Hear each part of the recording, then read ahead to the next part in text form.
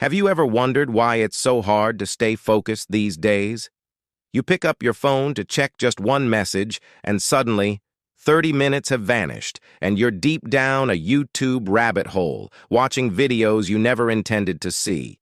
It happens to all of us. But here's the thing. This isn't just a lack of willpower. It's not your fault. It's a chemical in your brain called dopamine, the master molecule that controls motivation, pleasure, and, you guessed it, focus.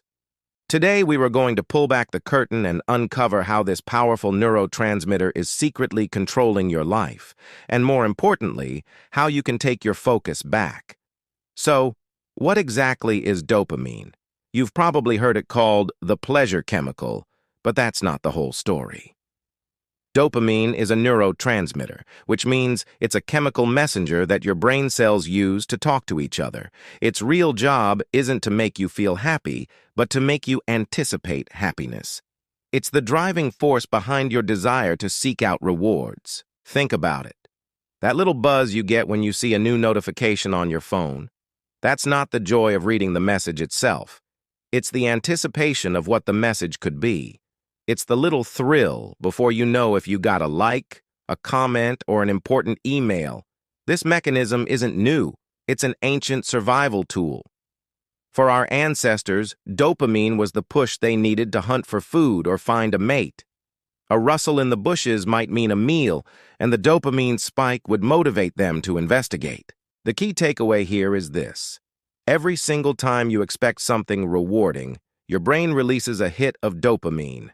This pushes you to chase more and more of those rewards, whether it's refreshing your social media feed for new content, finishing one more level of a game, or even completing a task on your to-do list.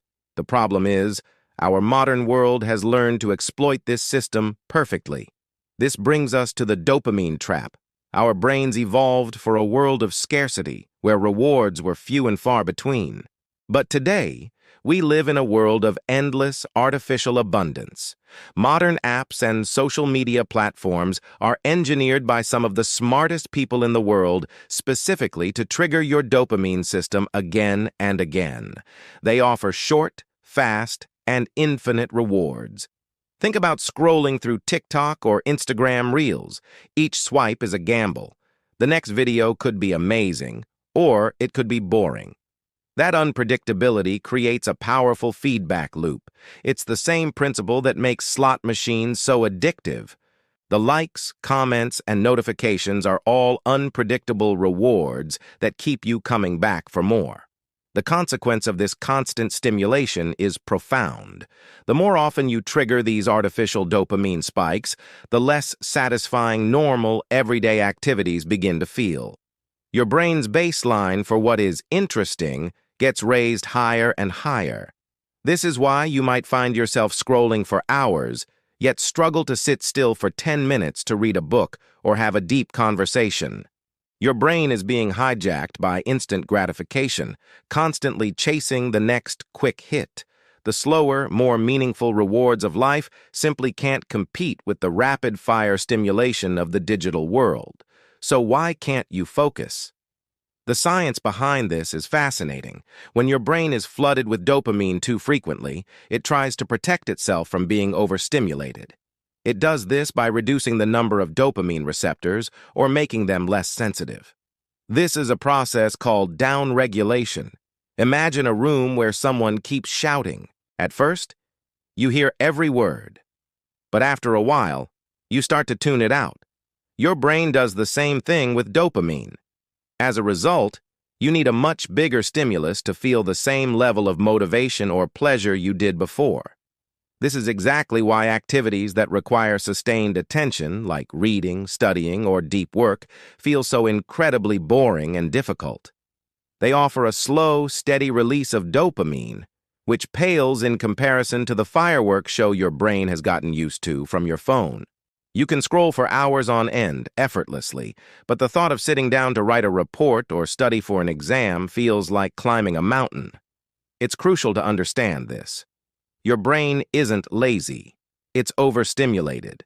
It's like trying to appreciate a quiet, beautiful melody right after you've been to a deafening rock concert. Your senses are simply overwhelmed. Now, you've probably heard about a popular trend called a dopamine detox or dopamine fasting.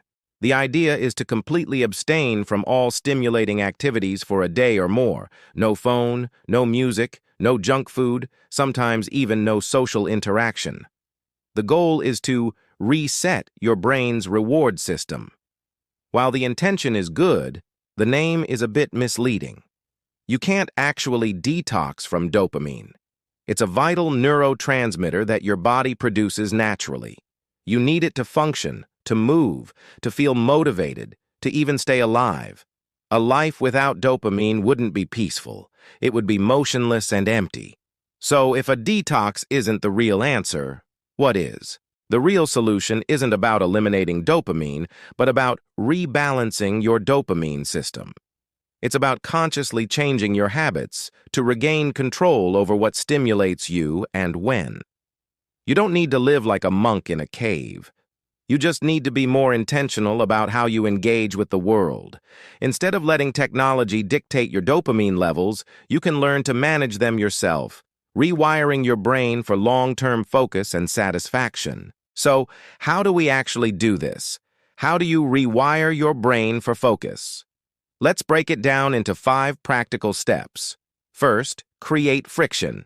Make your distractions harder to access. Move your social media apps to a folder on the last page of your phone. Turn off all non-essential notifications. Put your phone in another room when you need to work. The more effort it takes to get that quick dopamine hit, the less likely you are to do it impulsively. Second, schedule your rewards. Instead of letting distractions interrupt your work, use them as a reward for finishing it. This is the focus first, reward later principle. Work for a solid 45 or 60 minutes, then allow yourself a 10-minute break to scroll, check messages, or do something you enjoy. This way, you're teaching your brain that the biggest dopamine rush comes after a period of sustained effort, not from avoiding it.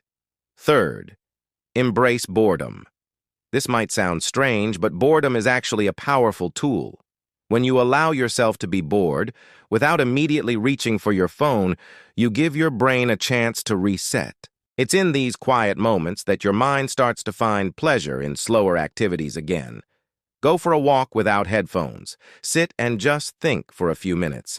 Let your brain recalibrate to a world with less stimulation. Fourth, practice deep work. This means dedicating your full, undivided attention to a single task for a set period. No multitasking, no quick email checks, no background TV.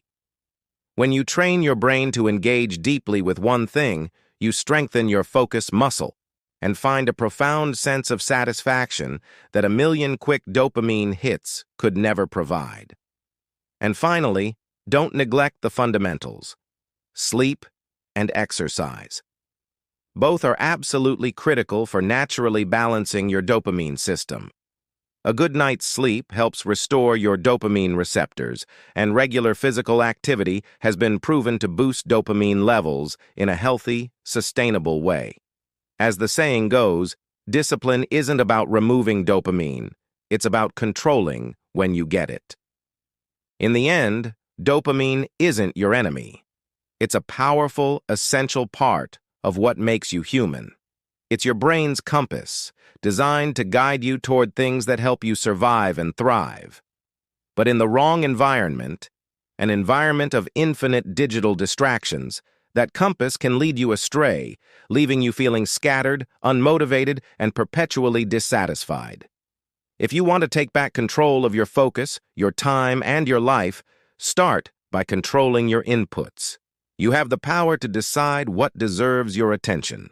The world is constantly vying for a piece of your mind, but you can choose who gets it. The most valuable thing you own is your attention, and it's time to start treating it that way. Thank you so much for watching. If this resonated with you, please consider liking this video and subscribing for more content on how to navigate the challenges of the modern world. We'd love to have you as part of our community.